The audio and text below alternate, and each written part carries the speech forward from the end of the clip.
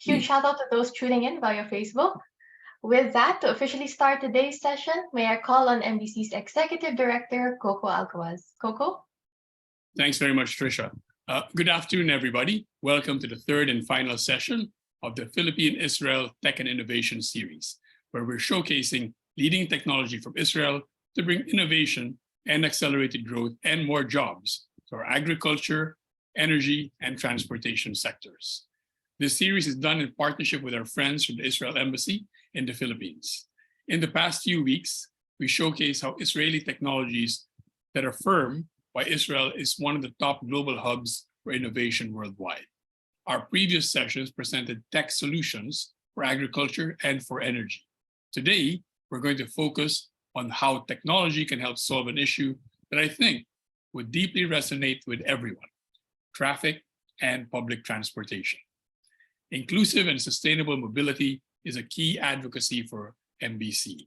In 2015, the Japan Economic Cooperation Agency said that the Philippine economy loses 3.5 billion pesos per day due to traffic, and that this could rise to 5.4 billion by 2035. Through our projects, such as the Business for Biking projects, the Business for Biking project sponsored by Shell, we work closely with business and government to help implement the necessary policies and infrastructure to better mobilize the workforce and boost socio-economic productivity. Like everyone else tuning in, we are just as excited to learn more about Israel's innovative solutions to help address transportation challenges. To kickstart the session, we are pleased to be joined by Israel Ambassador to the Philippines, His Excellency Ilan Flus. With this being his second diplomatic post to the Philippines, the ambassador is no stranger to the challenges that the country faces. He and his team have been proactive in their mission to develop bridges of innovation to address key issues in climate, agriculture, health, and education, among others. We are very grateful to use this platform to contribute to this mission. With that, I'm very pleased to invite Ambassador Flus for his brief welcome remarks and to introduce today's speakers. Ambassador. Salamat Coco for the introduction. Magandang hapon and welcome to everyone here joining us today. We have reached our final Tech and Innovation series with the Makati Business Club. For the last session, which I'm sure is a big interest for our audience who are joining us today, we'll be tackling the issue of smart city, mobility, specifically for the transit technology, or you would say urban mobility, an issue we are all facing.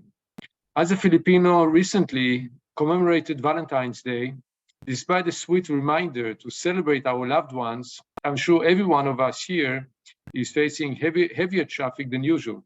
Regardless of the occasion, on a day-to-day basis, we are facing logistics and traffic issues globally, of course, in Israel and in the Philippines. Israel is the same. We're experiencing heavy traffic, especially in the highly urbanized areas such as Tel Aviv and the vicinity, Jerusalem, Haifa, and others. However, as a country known to be the land of innovation, we took this challenge as an opportunity to develop technology that can counter these problems. Unfortunately, we don't always implement them at home, but we have the technologies. One of which was from actually 2006, which was called then Free Map Israel. But you're probably more familiar how it is called today. At present, we call it Waze. So the initial founders developed the application to help people save time during their commute. Now it is the app that we know today and is used all over the world. Israel did not only invest in traffic or in solutions for traffic, but we also take up in smart and computerized systems for safety, operations of our public transportation, delivery logistics, green solutions for the transport operations, and many more. The best practices and technologies that we have developed are now being shared by Israel and Israeli companies globally. Today, you'll be introduced to two Israeli companies operating in these areas. We have with us Oren Shimoni of Optibus.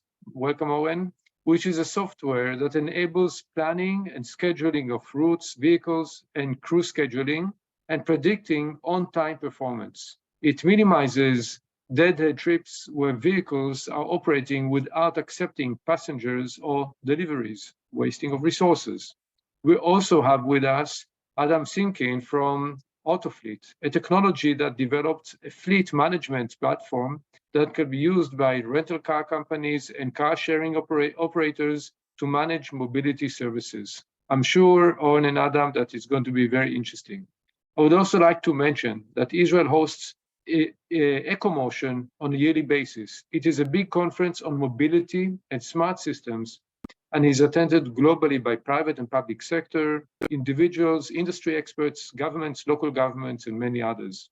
This year it will be taking place from the 22nd to 24th of May, and for those who are interested, I guarantee it's worthwhile the visit. Moving on, we'll be hearing more from the Israeli companies present with us today. They'll be joining an open forum together with Angkas. Hi, George, welcome, nice to see you again. Angkas is a good friend, George is a good friend, who's developed a useful application for many Filipinos. I'm not sure we know them in Israel, but here in the Philippines, certainly yes. I'm personally looking forward to the open forum to hear issues and opportunities on urban mobility and hopefully identify areas of partnership between Israel and the Philippines. It is a strong vision of mine, as you said, Coco, to build bridges of innovation and technology between our two countries, bridges that will help all parties involved in developing our industries, our economies, and our societies. On that note, we hosted the Philippine-Israel Tech and Innovation Showcases together with you, with the Makati Business Club. This was a three-part series with the first two sessions tackling agriculture and climate change. Although this is our last event, we hope to have opened opportunities for the participants and for the private sector and hopefully startups and the government and local government. For those who are interested to connect with us, feel free to reach out to the embassy or to our economic mission headed by Mr. Tomer Hevi, who is hands-on in bridging the Philippines and Israel, private sector and government, and will be helpful in scheduling more B2B meetings. Tomer is joining us here today and will be closing the webinar. Lastly, I do encourage also the members of Makati Business Club to reach out to Coco and to his team if you would like to know more about what Israel has to offer. The embassy will be a partner in order to assist you on this, and we can help you form all kinds of initial connections and reaching out to top management in Israeli companies. Coco, I hope we can talk later on how we can move on to our next collaboration that will be practical and especially for the private sector. Again, maraming salamat to everyone for joining us, and I hope we'll find today's session interesting and beneficial. Thank you very much. Thank you very much, Ambassador, and to your team as well. With that, I'd like to invite our first speaker, Oren Shimoni of Optibus, for his brief tech demo. Oren? Yes, thank you. Thank you, Ambassador. Sorry, hold on 1 second.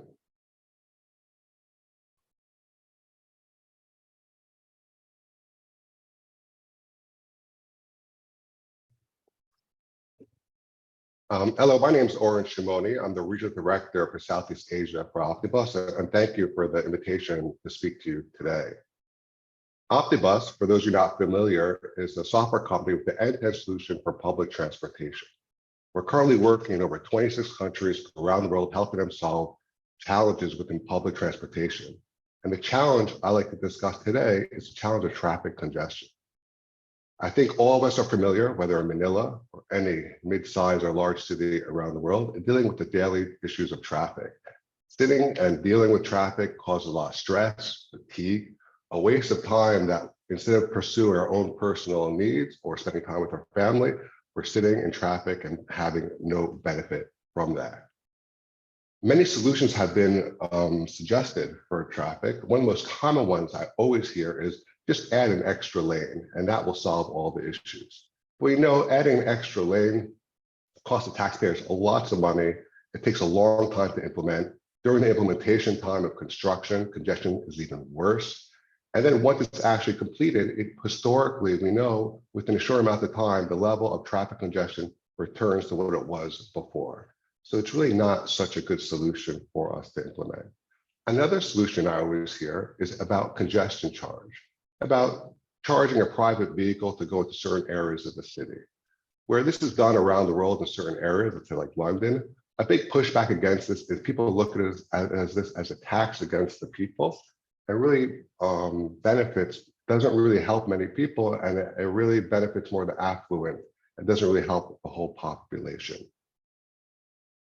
Now, Optibus has a suggested solution is using through public transportation. We know at the end of the day, it won't just be one solution. There'll be many different solutions, both coming from the public sector and the private sector. But basically, traffic stems from the fact that many people want to go to the same place, around the same area, around the same time of day. Using public transportation is the most efficient way to move people through the city and take best use of the current infrastructure. Now, how do we move commuters? I guess the question is, how do we move commuters from the comfort of their car to public transportation? Cars are comfortable, as we know. It offers a high level of flexibility, and in some cases, not all, gets you actually to where you want to go faster than public transportation. So where is this problem stemming from today within public transportation? We see the problem comes from lack of technology and poor tools for planning for cities. Here's an example we see with a lot of our customers, whether they're from Europe, Middle East, or Asia, are using antiquated tools, pen and paper, spreadsheets that don't really address the commuters and the best way to plan a city. And as a result, we see empty buses, which is just a result of poor planning and a poor use of resources. We see a situation of long waiting times, a poor on-time performance. And then once a bus does come, we have 3 different buses come at the same time. And again, this is just a symbol of poor planning and also a bad use of all of your resources. Now, Optibus is suggesting to use technology to be able to harness and leverage your data, to give a tool to the planners to be able to plan the public transportation and to integrate it into a city to be able to move people in a more efficient way to where they want to go and when they want to go. And we do that by demand optimization, understanding where people want to go, when they want to go. And therefore, the planners can build routes that people want to take, and therefore maybe avoiding using their car to take a more convenient bus ride. Another is frequency, to be able to identify what the frequency should be on routes, to make sure that the buses aren't overcrowded, that on a high demand route during the peak of the day, that if you miss a vehicle, miss a bus, they'll only be a few minutes later, you could take another bus. Again, it's to make it more comfortable to say, you know what, I'll leave my car at home and I'll take public transportation. The end result will be less cars on the road. But my pet peeve, and the worst thing I think, is on-time performance. It's not having the confidence in the timetable to say, I could take this bus and be at this location at this time, whether it's going to work, going to school, a doctor's appointment, or just meeting a friend. You want to have the confidence in the timetable that when you take a vehicle, arrive at the time that it's supposed to be arriving. So Optibus strategic planning does all these things. It helps identify demand, it helps build routes, it helps with their frequency, and it helps with their on-time performance. But of course, it's not the only solution. The solution at the end of the day will be a holistic solution. That will involve, of course, the bus will have to be comfortable, it will have to be safe, and it will have to be economical. And again, it's more of a multimodal approach. It's not just, we're focusing on buses, but it's how do you integrate with on-demand services, how do you integrate with trains, bicycles, and all the other services. I would like now to take a few minutes to show you what our platform looks like. Give you some examples on what Optibus is doing.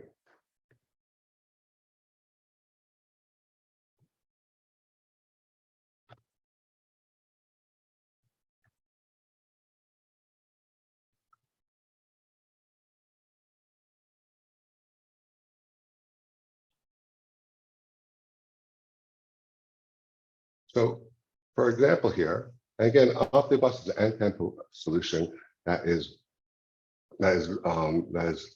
cloud native, that can be accessed anytime, anywhere, just with internet access. When I say end-to-end solution, we start with planning, we do scheduling, operations, both for diesel vehicles and electric vehicles as well. Today, I'm just going to focus on one aspect of our planning, or a few different aspects of our planning, of a much larger solution. So when we look at planning, we're looking at how to schedule, how to basically build routes. And Optibus uses what we call our mapping tool to allow the planner to look at a map and be able to build a route on a map by drawing it on the map. What we give the ability to do is we give the ability to add layers, to add information. So for example, I can add information of population. So I want to make sure that when I build this bus route and I'm going from location A to location B, I want to be able to capture the highest amount of population possible. By being able to overlay your consensus data onto our mapping, it gives you that ability to be able to enable the planner to be able to identify which areas to go through to capture the most people. So in this example, what we built is we built a route that is able to capture almost 84,000 people. And then so every time you're building a route, you build it using this type of data. Or basically, Optibus accepts any data that you have that can overlap on a map that'll be important to you to be able to plan. So in this case, it's population data. In other cases, it could be demand data. Then we also have another issue of frequency. So we want to understand the frequency and the overcrowdedness of a bus. So again, it's about leveraging data. So Optibus takes your ticketing data or your counter data, and we're able to build a data set to identify at each stop when people board and when people dismount on each stop here. And now allow us to be able to understand the frequency and the crowdedness of the bus to be able to build, to say, instead of having a bus come every 10 minutes, maybe it should come every 6 minutes. And we have a histogram here to show for different times of the day. So we're addressing a high populated area to be able to capture the most people. At the same time, we're also able to understand the ridership data to see when the buses are the most busy, to be able to increase that frequency to make it more comfortable. And then finally, I just want to address the last one. Again, this is, I think, the most important one, is on-time performance. Here, what we're looking at is we're looking at timetable. I'm sure most are familiar with this type of timetable, whether it's at a train station, a bus stop, or on the internet.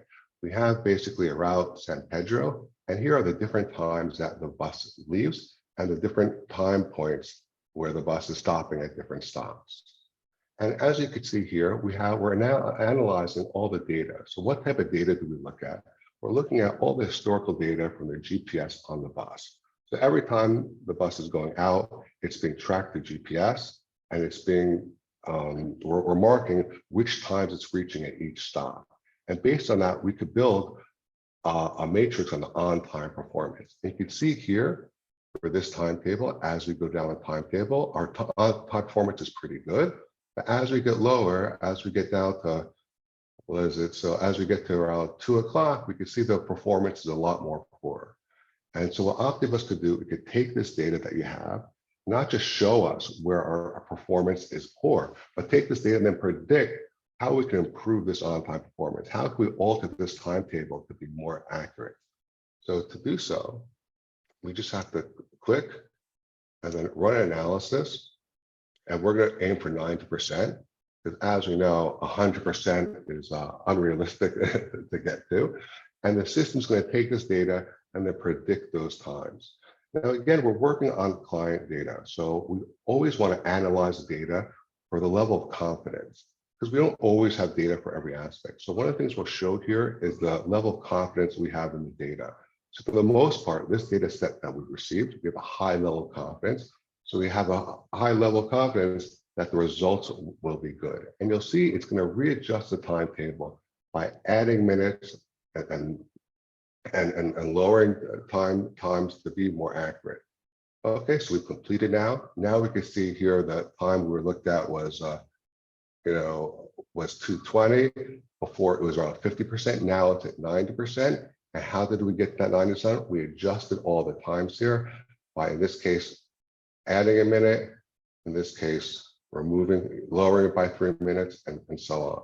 So the end result is we're going to have a timetable that's much more accurate. And when we have a more accurate timetable, we build a higher level of confidence in the public transport system. With a higher level of confidence in the public transport system, someone could have the comfort of leaving the car at home, being on a bus, being able to do what they want without any concern. And with the high cost of fuel, will actually be more economical to do so.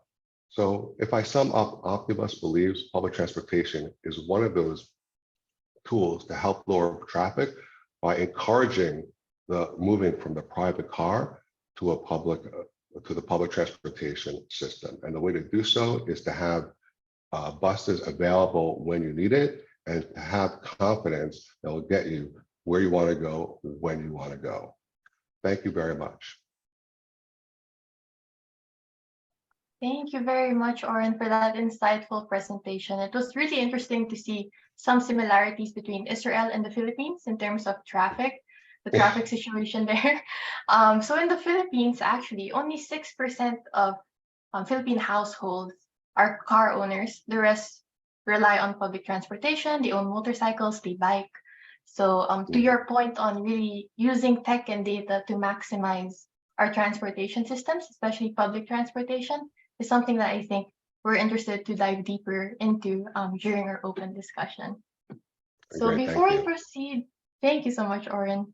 Before we proceed to the next presentation, we want to take a quick pause in case there are any initial questions from the audience or comments that you'd like to share. I'm happy to take those. If there are none, we can proceed to the next one. So let's give it a few minutes or seconds. Any initial comments, questions from the audience? Going once, going twice. All right. In any case, we'll be taking all questions later during the open discussion. So with that, I'd like to invite our next speaker, Autofleet's Adam Simkin, to present his brief tech demo from Autofleet. Adam? Thanks so much. Really a pleasure to be here. And what we do at Autofleet is really focused on fleets. Everything we do at the company is focused on asset-heavy fleet operators across a wide range of verticals. Today, we work with rental and leasing companies, taxi operators, logistics companies, with really the goal of helping these more traditional operational companies advance both to offer new services, but realize better asset utilization and better efficiency with the same tools that they have today. Continuing, I think, on the theme that Oren started very correctly, that one of the big challenges in transportation today is how can we make sure that we offer efficient solutions in very congested cities. The key way that we see to do that is to make sure that we're allowing fleets to do the best they can with the existing assets and infrastructure they have today. The way we enable that is through a software system that has 3 core solutions, really addressing every challenge across the life cycle of a fleet. We start with our fleet planning simulator. This simulator can help any type of fleet plan and optimize either new operations or strategic changes to the business to uncover opportunities to become more efficient. This could be changing the fleet size, changing the operational area, changing their dispatching strategy. And especially as fleets also are adopting new technologies, we've especially seen that capability deployed with moving to electric vehicles. Today, our simulator is applied to logistics companies and field service operators. Really any type of fleet is able to input their own data. And then through the platform, we can help them make very clear decisions on which vehicles should go electric, where should they put charging stations, what charging capabilities do they need, and prepare for this transition to even see if they could be potentially saving money, and not just with a positive environmental impact, but really a positive financial impact in the short term based on this transition with really very low risk. Simulations take us a couple of days to come back with full answers to a fleet of what will make sense for their operation. From the planning side, the planning and simulation side, we move towards what we call vehicle as a service. This is our solution that's a plug-in optimization and automation tool for managing vehicle fleets. Imagine everything that a fleet operator needs to do, for example, in a rental operation. Clean vehicles, inspect them, damages, maintenance, servicing, shuttling vehicles between locations to make sure that the vehicle type G is at the airport when a customer needs it to be booked. We automate this whole operation, generally replacing very, very manual services of people with good intentions working on spreadsheets, trying to build lists of tasks to perform. We completely automate that. Examples of how we do that today: we work with Avis and Hertz on the rental side. We work with car sharing companies to automate all of their operators who are keeping their vehicles running. And we see huge results. We see suddenly vehicles being much more available for customers. And the bottom line is really increasing the revenue that an operator can generate from each vehicle, because the operation side is handled as efficiently as possible. That solution applies to every fleet. Whether you're a taxi company or rental company, you have to manage your vehicles. Our last solution then, Ride as a Service, is a turnkey solution for routing and dispatching. Logistics company doing last mile delivery, taxi fleet, any type of passenger transportation.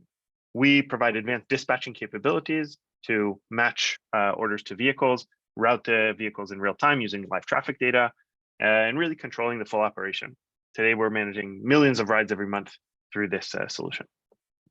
And with the full range of the platform, we've now deployed this in really tens of thousands of vehicles, millions of rides every month across, I think, 20 different countries already today. And you can see here from some of the samples of our customers, it includes really a wide range of operators, from large taxi companies to rental to car sharing and much more. I'll transition from here to show you the platform very briefly to get a better idea of what we really do. But the core of Autofleet is our optimization. This is where we've brought to the industry advanced algorithms for dispatching and routing, for predicting demand, automating the operations of vehicles. But Autofleet can really be used in a flexible way. We have a turnkey solution to give you the control center for tracking and operation, an app for the drivers, integrations to power other solutions overall, and really have flexibility to both integrate into other systems a fleet might have, but also to launch new startup businesses from zero. And we've done both. So let me bring up our platform, and you can maybe get a better idea of how things like this work in real time. This, what you can see here, is our control center. The core of everything in Autofleet is data. We're tracking in real time the utilization of the vehicles. Should we be adding more vehicles to the operation or more? And each vehicle that you can see here on the map, we can drill down into it to see its exact calculated route. Everything we do in the platform is based on live traffic data. So we're accurately calculating ETAs, multiple stops into the future, so we can make decisions and also reassign bookings between vehicles in real time. So this car is on its way to pick up a delivery order, then drop it off, and it already has another one on board that is going to drop off to another customer. You can also get a sense here of our demand prediction capabilities. This is a machine learning algorithm that will predict across the territory where customers are going to make bookings, so we can send drivers to those areas in real time. For example, think of a taxi driver. Today, they mostly make their own decisions, or maybe they go to a taxi stand to wait for customers, but that might not always be the best choice. What we are looking at is a fleet-wide decision. We look at all the vehicles in the fleet and all of the demand, and can allocate a specific operator. You can even find one here. We call it a placement task. So we can find a specific driver and then assign them to a specific location, so there's never a doubt what needs to happen next in the operation. And this, of course, is just part of the capabilities. We have, for every vehicle as well, we're not just doing routing and dispatching, but we're managing the driver shift. We're telling the vehicle when to go refuel or recharge, when the vehicle should be serviced, so that within one solution, we can really provide the full automation capabilities for a fleet. And ultimately, what it comes down to is really finding an ability to improve the core metrics for our customers. We see improvements of utilization, reductions in delivery times or passenger waiting times, so an improvement in customer service level, and overall a higher level of automation. Fleets have a big opportunity to play a more significant role in mobility services, and especially if we think forward far enough to autonomous vehicles in the future, fleets will be the ones to power that.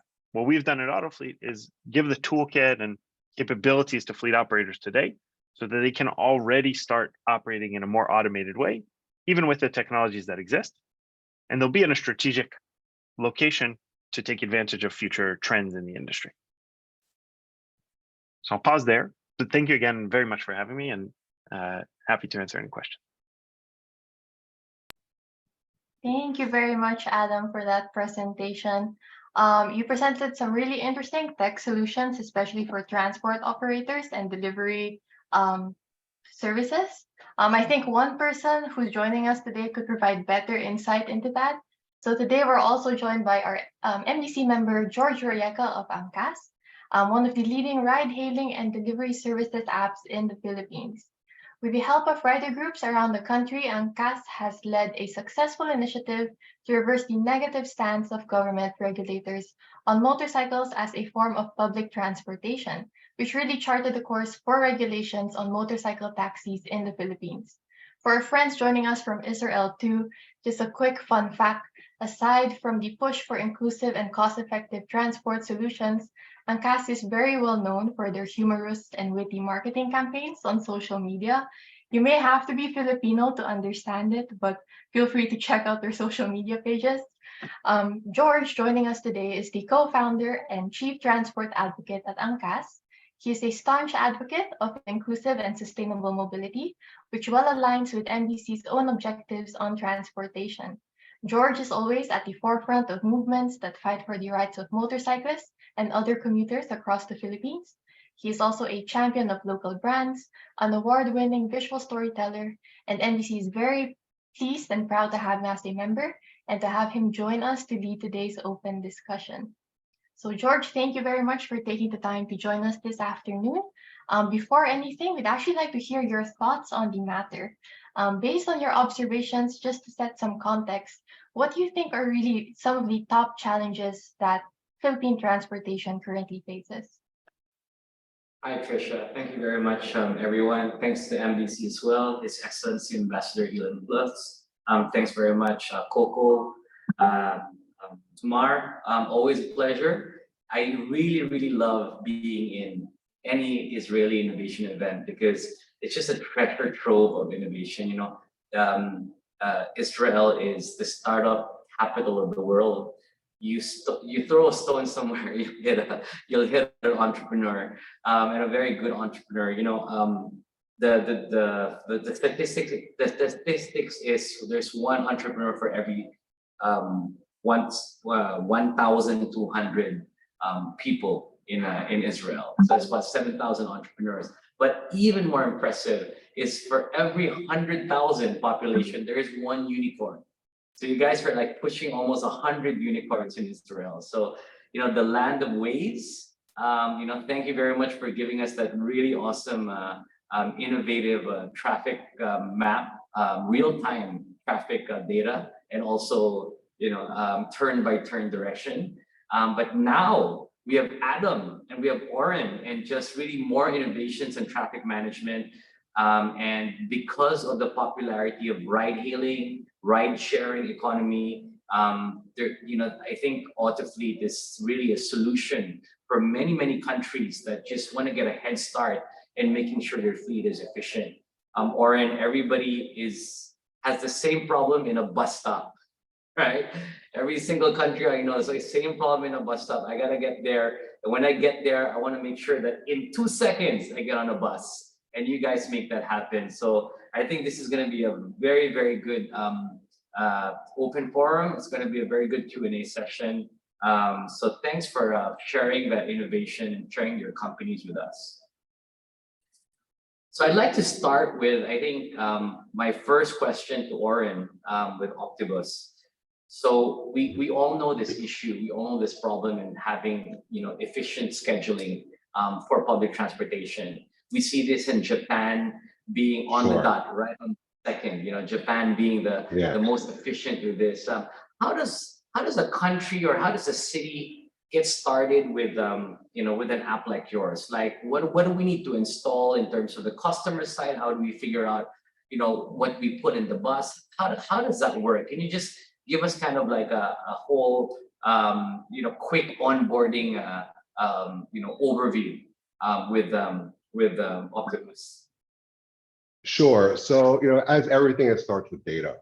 You know, it's about collecting the data, collecting to understand, what the data is as far as what are your car. First of all, let's look at a baseline. What's your car route? Where is your car bus stops? And what does your schedule look like? And then it's about taking that information and, let's say, for example, with Optibus, uploading that information, uploading different rules and regulations you have, because wherever you're working, it doesn't matter where it's Japan, Germany, Philippines, you have different regulations, whether it's coming from the government regulation or the labor union regulations. You have to incorporate that and to understand that well to be able to build something efficient. You can't have people working 15 hours, no breaks. You have to understand how the regulations work. And that's really one of the challenges of taking the data, taking the regulations, and putting that together to see how can we optimize that. And that's what Optibus is doing. It's taking all that information, it's putting it in an engine, and it's putting out an optimal solution. And when Optibus looks at the optimal solution, we look at, there's not just one solution, there's many different solutions. And it's about the ability to create 5 or 10 different scenarios very quickly and say, what is the best solution that provides us the most optimal solution, but the most practical solution? So it's all about taking the data and absorbing that and analyzing it and make the best decisions possible. So it's really very data driven. So based on your experience, right? When you work with cities and work with different countries all over the world, what are the top 5 issues that you come across with in relation to traffic management and also rationalizing routes, right? Like, for example, and what are the outputs of that? Do bus stops change after consultation with you guys? That's a good question. So, the bus stops do change. We always have to look at that. The people on the ground know the best. So first of all, there's a huge amount of respect. That it's not about the lack of understanding or lack of ability; it's lack of tools. So whatever city we work with, they know the city better than I do. So the first and foremost is respect their understanding of that city. So again, it's not analyzing the information, it's not making those suggestions. I would say the biggest challenges they have is in efficiency. So the efficiency could come in many different forms. So today, a lot of cities around the world struggle just to find drivers. So there's a global driver shortage around the world. It's how to maximize the use of their vehicles, which is also a challenge. You have a limited amount of resources. How do you maximize that to get the most out of your vehicles? And that's what we're solving as well. And then it's also about, I think probably the biggest issue that's coming out now, though, is about adopting electric vehicles. All these cities have been using diesel vehicles for the past, 50, 70, 80 years. And now all of a sudden they're receiving electric vehicles that act very different than the diesel. The capacity is different. Refueling versus recharging is very different. And also understanding where should you charge and when should you charge. And these are issues that pretty much everyone is dealing with right now. And that's a solution that Optibus brings to help you transition from diesel to electric vehicles. So there's many different issues. I think it's not just one issue, it's dealing with holistically all these issues together to eventually get the network that you're looking for. Well, thanks very much for that, Oren. Let me get back to you in a minute. I'd like to talk to Adam. Adam, hey, you're my superhero in creating this platform for ride hailing. Optimization and just really matching of supply and demand is the bane of every fleet operator, especially one that focuses on customers. What is your vision behind this platform? You want to power the fleet operators? Where do you see yourself doing? Is it a B2B approach? Is it more on B2C customers? There's a lot of people that want to do traffic or solve traffic here in the Philippines. That's been a common, annoyance of many Filipinos. And here in Metro Manila, we have one of the worst traffic city conditions in the world. And this becomes very crucial to people that want to provide solutions for transport. It's a great question. I think it's we're at the stage where we've already had access to like very advanced mobility solutions now for more than a decade, right? Like if we think 10 years ago, then that was the start when we started getting access to like Grab and Gojek, and it blew our minds. Like it was before that, cities like were very, very different. Now, I think over the past decade, and this is also the story of Autofleet, by the way, that myself and our founding team, we came from ride hailing. We worked at a company also founded out of Israel called Get, that was started ride hailing solution, still very popular in Israel. And we saw that customers really love these solutions, but in terms of the efficiency and sustainability of them, they're still kind of lacking, because it's that wasn't ever the focus. The focus was always kind of growth and getting a lot of drivers on the platform, but not how to utilize them. And so this, I think, is the shift in focus as we now, 10 years later, everybody's thinking much more about cities in a more holistic way. People are thinking much more about the asset utilization in a more holistic way. Like that, this one driver who now drives on a platform, maybe when they're not working, their vehicle's not being used, or maybe if they want to move to an electric vehicle, like it doesn't make sense because it costs more and they're not using it enough. It almost is interesting. Like I think it's an interesting reflection to like what the problems Oren's talking about, that buses have always been a public owned thing, and so they've always been very inefficient.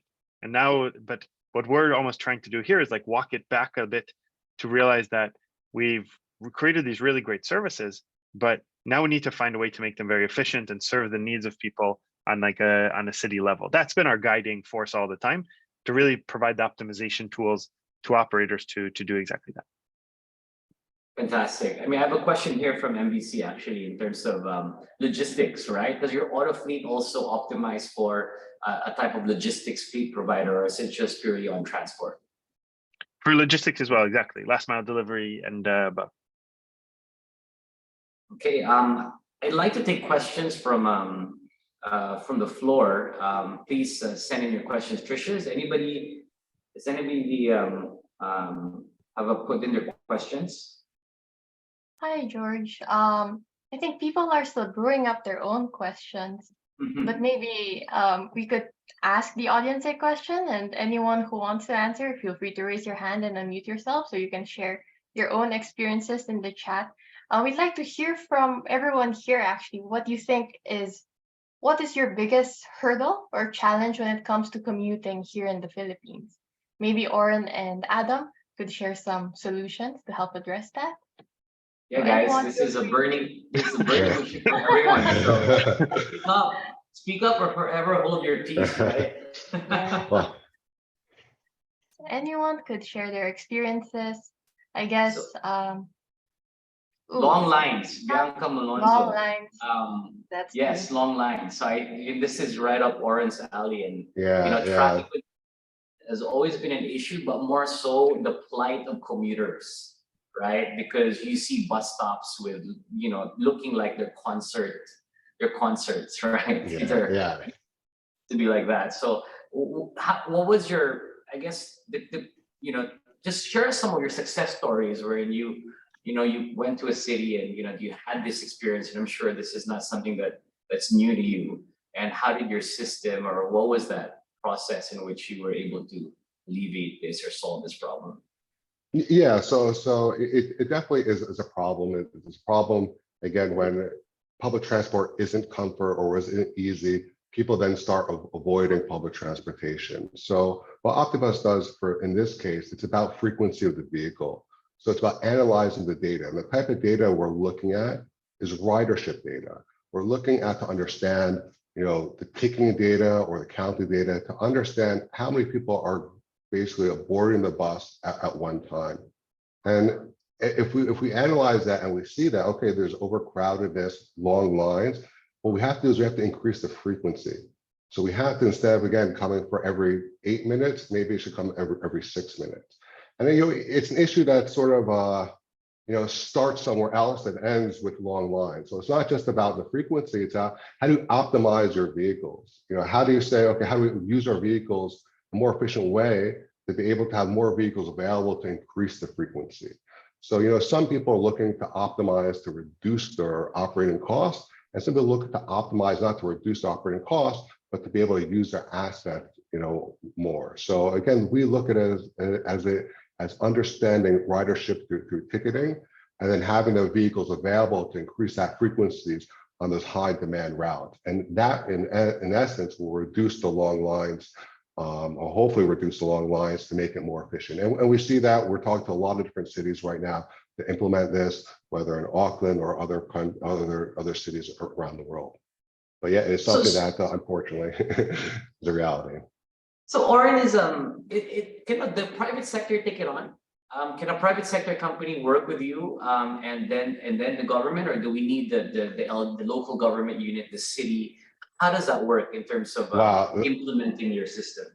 That's a very good question, and it really differs between each country. You know, there's both a public side and a private side. So the public side could have the responsibility of, let's say, developing the routes and the timetables, and the private operators will then run this on behalf of the city.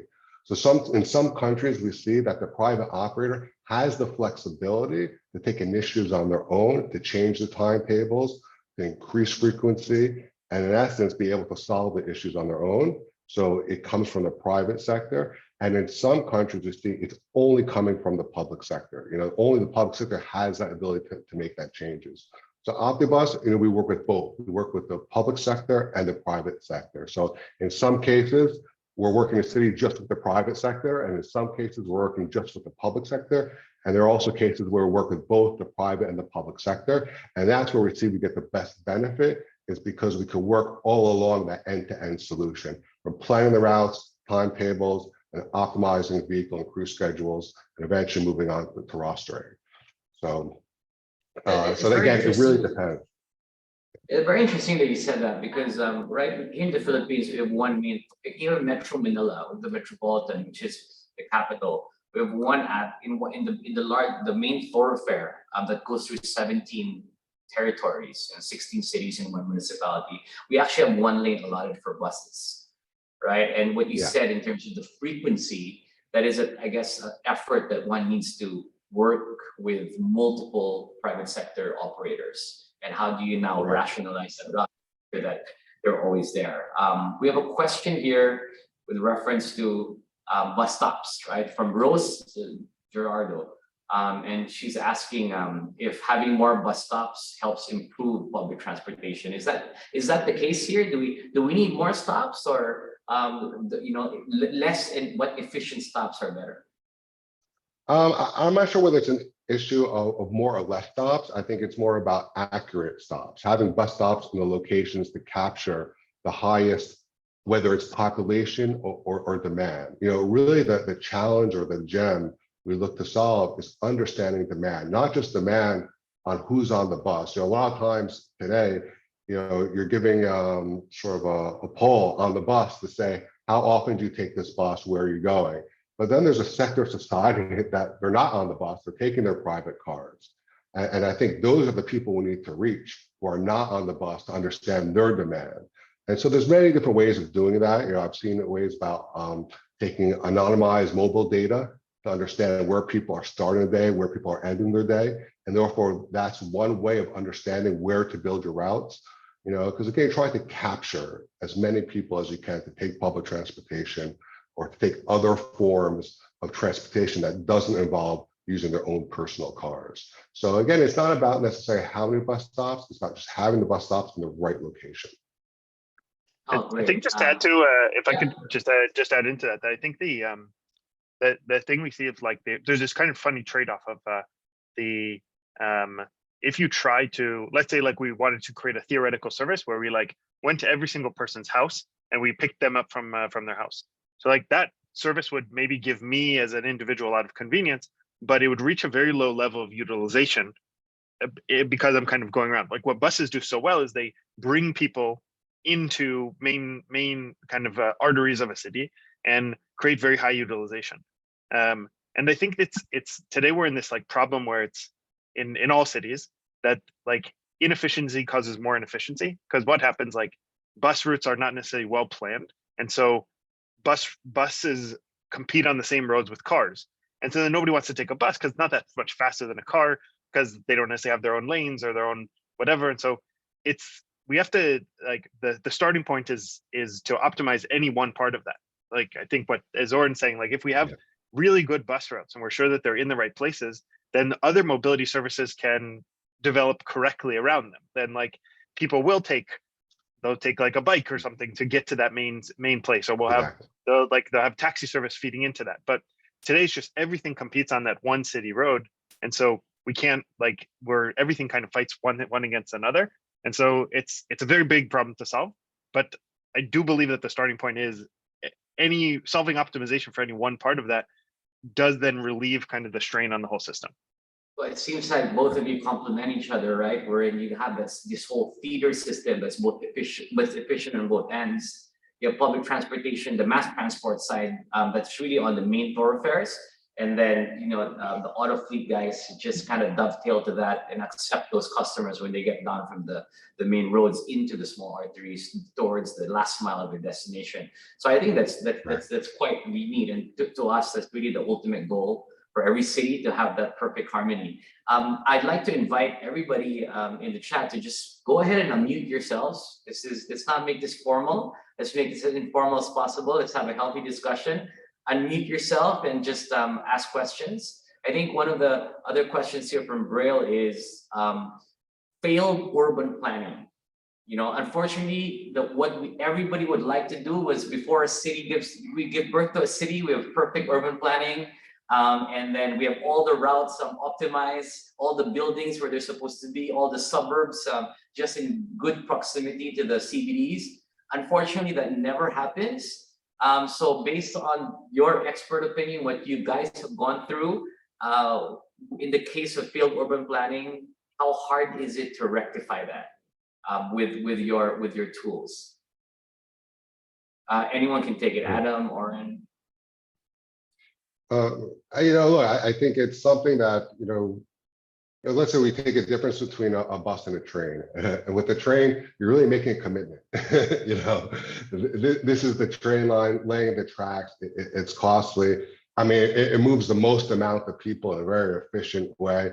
But, the advantage of buses is you could adopt the change. Not just buses, any type of, ride sharing you could adopt. And it's not always about getting it right the first time. It's about collecting data, understanding, and then making those changes, because things change, population changes, centers move. Sometimes you have a second center that's being built. You really have to be adaptable. So again, it's not about necessarily getting it right the first time. It's about being open for change, and it's about collecting data is I think the key. So I think, Oren, what you're trying to say is that you work with the cities despite issues and existing plans, right? And you're there to optimize based on the current situation. So it's irrelevant whether there's bad urban planning or not. Yeah, and it's about the future. It's about, we see in countries that have growth that they're building new areas all the time, and you have to adopt to these new areas. Not every country, but we see that in Australia. They're building, the city's growing or building new areas. You have to adopt to include these areas. And again, it's about adopting to change. That's how I view it. Adam, thank you very much, Oren. Adam, I just want to swing to you for a second. How small or big do I have to be to use Autofleet as an operator? Really anything. Today, I think we operate fleets up to tens of thousands of vehicles and all the way down to just a few. What's interesting to see is that no matter what the scale, the operations are generally pretty manual. It's just a question of how many people you have doing them. And so even if you're just looking to save time of one person who an hour a day is planning routes and talking to drivers and dispatching them, even operations that small can benefit from what we've seen so far. Thanks. That's fantastic. That's very promising. I think Mia, you had a question. You want to unmute yourself? Oh, I think she's in a concurrent meeting. So let me just read her question. Both Autofleet and Optibus contribute much into the sustainable mobility agenda. How can both companies also highlight how utilization of the systems may actually help in the Philippines road safety agenda?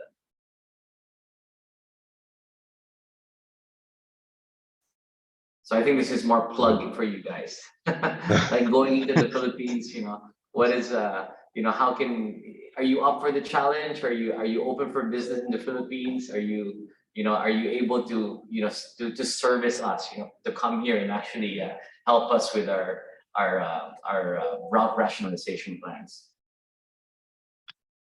I think the market is like, first of all, massive market opportunity. We've actually done, we haven't publicized them yet, but we've done some things in the Philippines that maybe we'll make public. So I think the biggest thing that we learn in every market that we deploy, and Philippines was no different, that there's so much unique challenge in each place. No matter what you thought you learned, like in a similar market, the story that we learned in Philippines is in last mile delivery is that there's still a very big presence of cash on delivery. You can order something and pay in cash. This doesn't exist in a lot of markets, but still pretty common in a lot of services in Philippines. And so people can cancel. What happens is that if the delivery time is too long, then people will cancel their orders, and then the merchant doesn't get paid at all, and then you just kind of lose out the whole. It's like one of the biggest loss categories in logistics. So if you're able to reduce delivery times, you automatically reduce cancellation time, and then if you reduce cancellations, then you improve the revenue of the whole business. Having to optimize for that was like a totally new challenge. So I think it is good to come with experience to a market, but ultimately, like, you always have to learn new challenges, and that was no difference in approaching a market like the Philippines. Yeah, that's what they say, right? Time is money, right? And congestion costs a lot of money. Yeah. As demonstrated by a JICA report in the Philippines, where Sir Coco said earlier that we cost us 3.5 billion pesos per day in terms of productivity loss. There's a follow-up question here, a clarification on the previous one is, are there any like road safety modules that you have? What are the contributions of I guess your platform to any type of road safety, road safety agenda or road safety modules, or anything related to that in your tool, your platform? Well, for Optibus, it's two areas. First of all, one of the things that we do is we integrate with other products. And I think when you're using pen and paper and Excel, it's very hard to integrate with third parties and to be able to create value out of that. So we do work with other companies that work specifically in road safety. The area that we help with road safety is by being able to implement regulations, driver safety regulations, being able to, there's a lot of different fatigue rules. Some of them, depending on the country, is quite complex. And then Optibus is able to integrate those rules into the scheduling planning to be able to have drivers that ideally are alert and to be able to be alert and to drive in a safe manner. Thanks for that, Oren. One question here is that is there any visibility to the consumer? Can individual commuters monitor specific transportation metrics like the number of buses that are available at any given time on your platform? So our platform is really more for the public agencies or the private operators. But the data that we're able to create can then be sent out to different, journey planner apps. So you might have some type of third-party app that you send your information from. So when someone wants to know when a vehicle is coming or how many people, what's the occupants of the vehicle, we're part of that data set that's sent out to these different apps so that you can actually create this information, for the daily commuter. So you guys have APIs that third-party apps can integrate to, essentially. Question for you guys, what maps do you use? Is it Waze, Google Maps? Do you have your own set of algorithms and OpenStreet? For us, this is actually one of the most core technologies of our product, and we've actually developed a combination of both. We work with a lot of external suppliers because they do have large-scale traffic data, but we have our own mapping layer on top of that because we need to account for like the specifics of certain operations that might not be reflected there. Or local considerations, like Google Maps is really good at scale and serving the world, but everybody probably has examples of in their own local environment that it's maybe not the most accurate. And so accounting for those things, accounting for specific fleet restrictions, like vehicles shouldn't take right turns here or take left turns there. So today we have a combination of that to be able to both have high accuracy and traffic data, but also more fleet specific considerations. Perfect. Yeah, and we're run on Google Maps, and we use layers as well. So as I mentioned, you have certain situations. Let's say in London, you have a double-decker bus and you have low bridges. If you're planning your routes, you want to be conscious that you shouldn't plan double-decker buses on these routes. And by adding these layers, you could identify low bridges or very sharp turns that, let's say, a large vehicle can't make, and maybe you should use a minibus instead of a regular size vehicle. Fantastic. You know, I was looking throughout all of these questions, and I feel like our ambassador is like a rock star here in the Philippines because a lot saying hi to the ambassador. So I just want to point that out, Ambassador. If you just look at the meeting chats, everyone's just giving a shout out to you. So thank you very much for being here still, and really driving this force of innovation, helping the Philippines, do its own innovation as well by partnering with you guys. I'd like to also give the floor to Coco. Coco, traffic has always been an issue, and being in Makati Business Club, a lot of our companies depend on traffic. A lot of the member organizations here depend on traffic to actually everyday decisions, big and small. This is something that I think is a welcome, forum for us, and I just want to hear your thoughts on the two presentations today.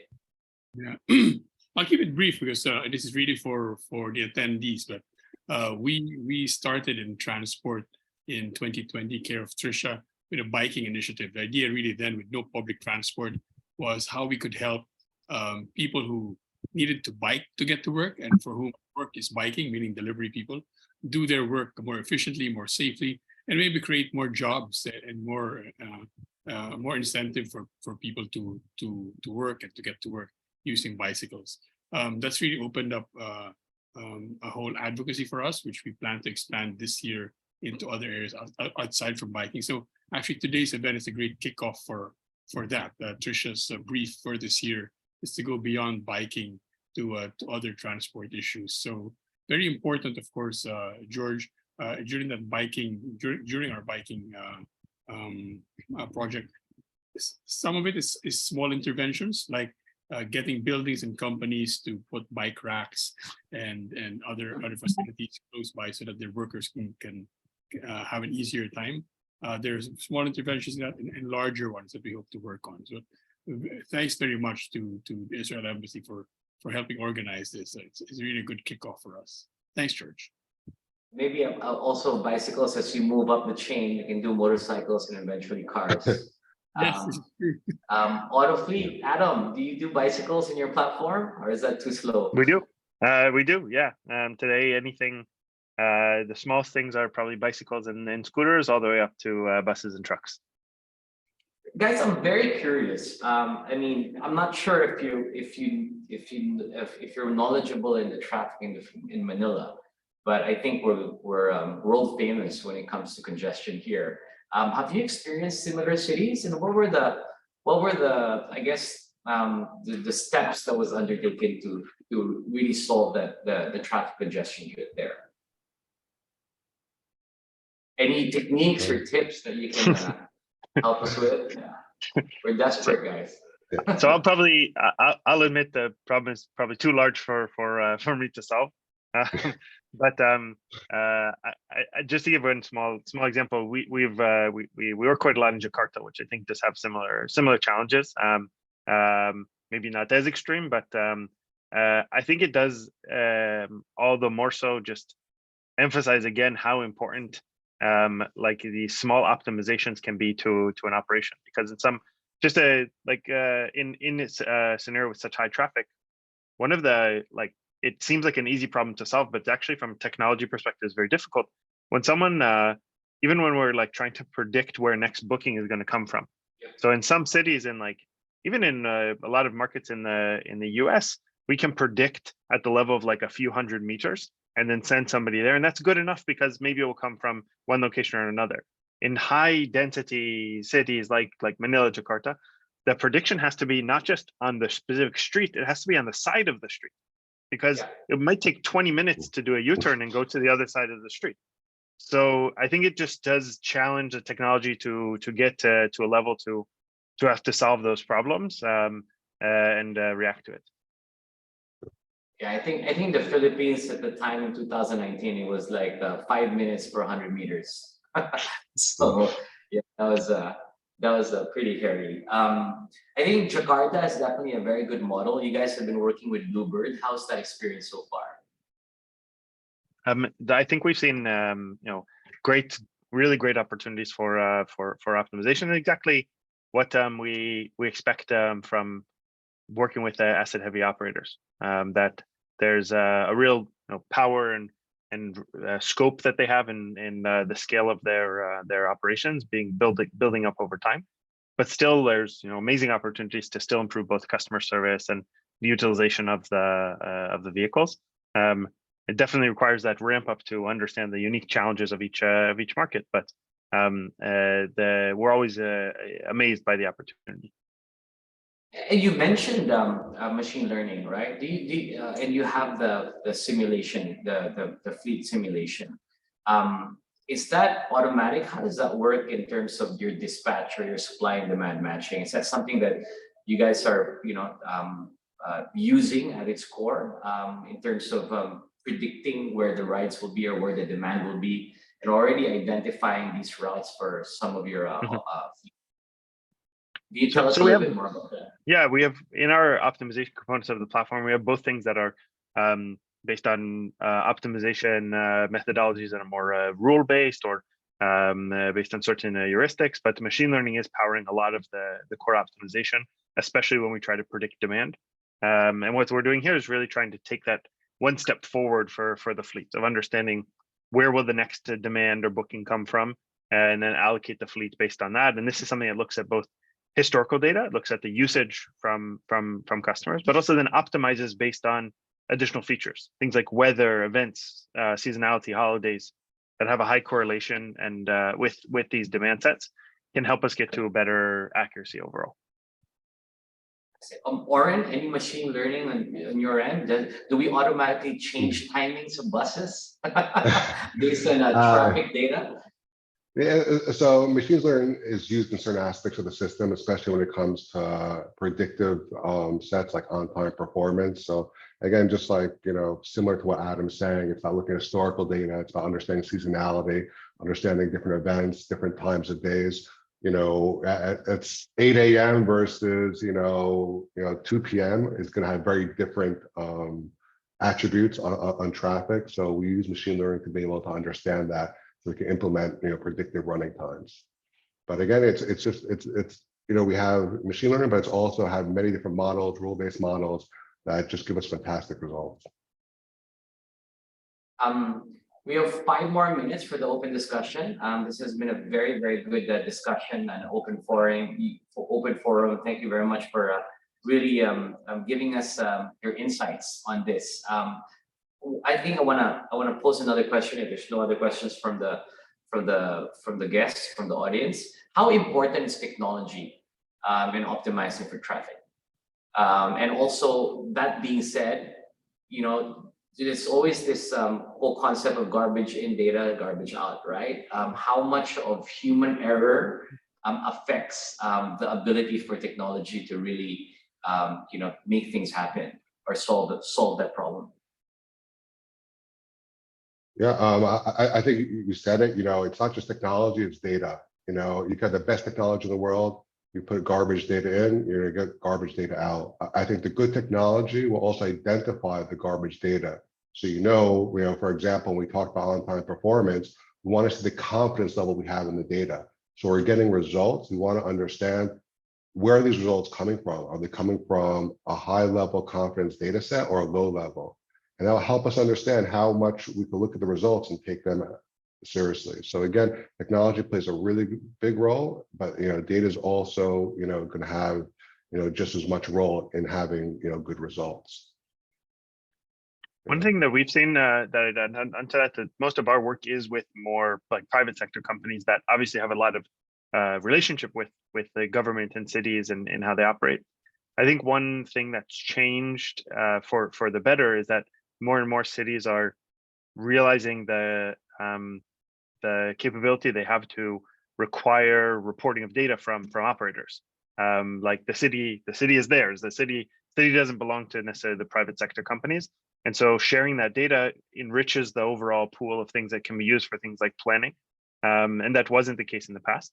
I think Oren might have mentioned it before that, like we can't really blame cities or planners. The tools they have access to and the data they have access to, and even the talent pools they often have access to are very, very different than what private companies often do. And so having that like sharing of information today, more and more cities are requiring like shared mobility data to be reported by certain standards, requiring public transportation data to be reported by standards. And that really helps with solving those problems overall. Well, you know, there's really a lot of points of collaboration between us. There seems to be a very need for this symbiotic relationship. You have all the technology, we have a lot of people.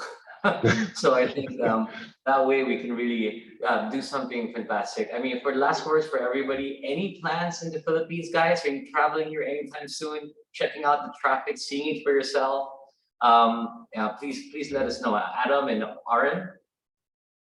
Hopefully soon. Yeah, stay tuned.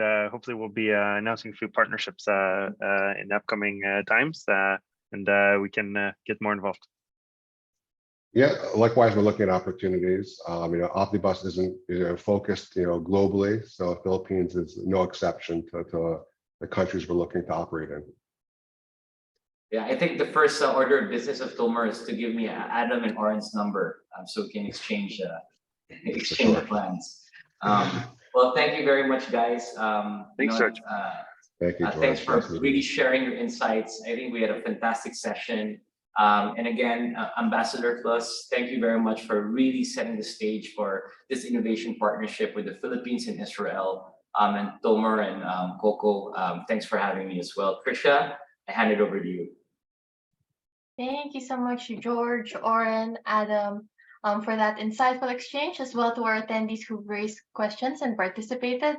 If you guys read the chat right now, huge praise and recognition, admiration for the technologies shared by Adam and Oren in Israel's tech scene. George, you have some fans as well in the chat, some Angkas regulars who really depend on it to beat traffic. All right, so thank you everyone for that exchange. We do have to wrap up, but we really don't want to leave anyone hanging. So we'll be sure to forward any unanswered questions to our speakers so they can get back to you with a response. Or if you have new comments, suggestions, or other questions for our speakers, you can share that with us as well, and we'll forward that to them. Before we proceed, I'd like to invite everyone in the room for a quick photo with our speakers.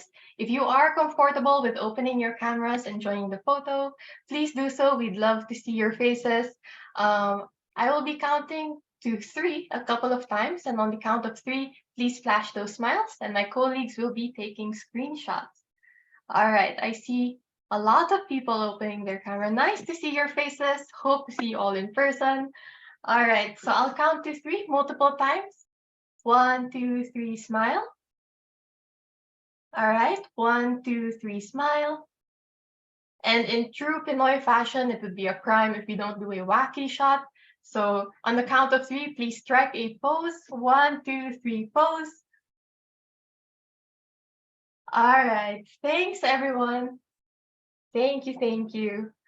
Before anything else, we'd also like to request for everyone to send their feedback on today's session. We're flashing a QR code now on your screen. You can send in your feedback there or through the link that my colleagues will be sharing in the chat. As you do that, we will be hearing from Israel Embassy's Economic Counselor, Tomer Havi.